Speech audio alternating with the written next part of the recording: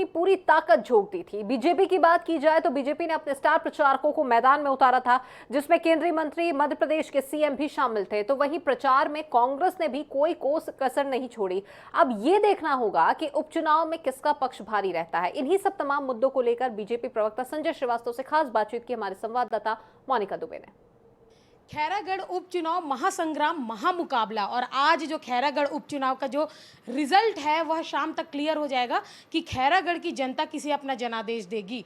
BJP और कांग्रेस दोनों ने अपनी पूरी ताकत जो है खैरागढ़ के उपचुनाव में झोंक दी थी। बीजेपी की अगर बात की जाए तो बीजेपी ने 40 स्टार प्रचारक मैदान पर उतारे हुए थे।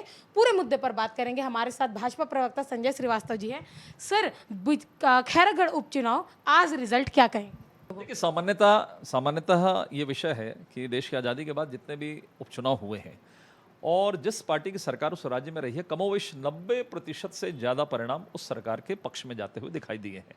और लगभग वही स्थिति आज यहाँ पर यदि माना जाए, अंतिम स्थिति भी यदि हम कांग्रेस के पक्ष की माने तो यही है, इससे ज़्यादा कुछ नहीं है। लेकिन इस सरकार को हमने 15 दिन के अंदर में कितना बैकफुट पर लाया, आप जरा इसका आकलन तो करिए कि मुख्यमंत्री जी गली गली घूमे हैं इस पूरे उपचुनाव को लेकर। पिछले चुनाव में इतना नहीं घूमे थे, लेकिन इस चुनाव में हमने उनको मजबूर किया कि वो गली गली मोहल्ले मोहल्ले के अंदर में उनको जाना पड़ा। और एक बहुत बड़ा छलावा ये होना नहीं चाहिए। चुनाव हम जीते हारे, लोकतंत्र जीवित रहना चाहिए, लेकिन इस तरह का ब्लैकमेल कहें या इस तरह की भावनाओं से आम जनता के साथ में नहीं खेलना चाहिए कि हम आपको जिला बना देंगे, हम आपको ये कर देंगे। बड़े दुर्भाग्य के साथ में कहना पड़ रहा है कि 15 अगस्त 2021 को जिन 4 जिलों की घोषणा आपने की, लोगों में उत्साह था। आज लगभग 9 महीने हो रहे हैं, उन 4 जिलों में 4 कदम आप आगे नहीं बढ़ पाए।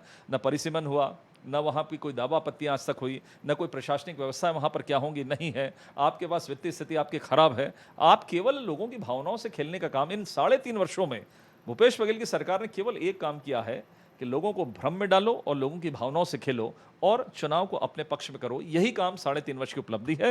आज मैं शराबबंदी की क्या बात करूं, शराबबंदी पर तो सरकार इतनी बेशर्म हो गई है कि जवाब ही नहीं देती, इसको संस्कृति बताती है। बेरोजगारी भत्ते बट नहीं रहे हैं, समूह की बहनों का ऋण माफ हो नहीं रहा है। आखिर क्या कहें?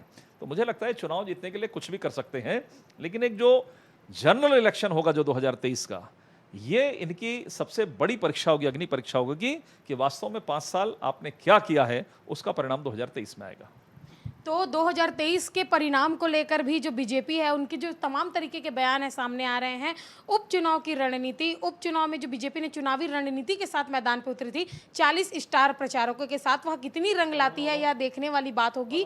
और खैरागढ़ की जनता किसे अपना जनादेश देगी, वहाँ पर किसका अपना राज तिलक करेगी, अपना प्रत्याशी क्या कांग्रेस से चुनेगी, बीजेपी से चुनेगी, देखने वाली बात होगी। शाम तक जो मतगणना है और जो चुनाव परिणाम है वह स्पष्ट हो जाने हैं। लेकिन अभी भी जो इस छोटे उपचुनाव को लेकर जो एक सियासी घमासान है वह छत्तीसगढ़ में पूरी तरीके से मचा हुआ है। कैमरामैन गुपेन के साथ मोनिका दुबे, आई नेशन न्यूज़, रायपुर।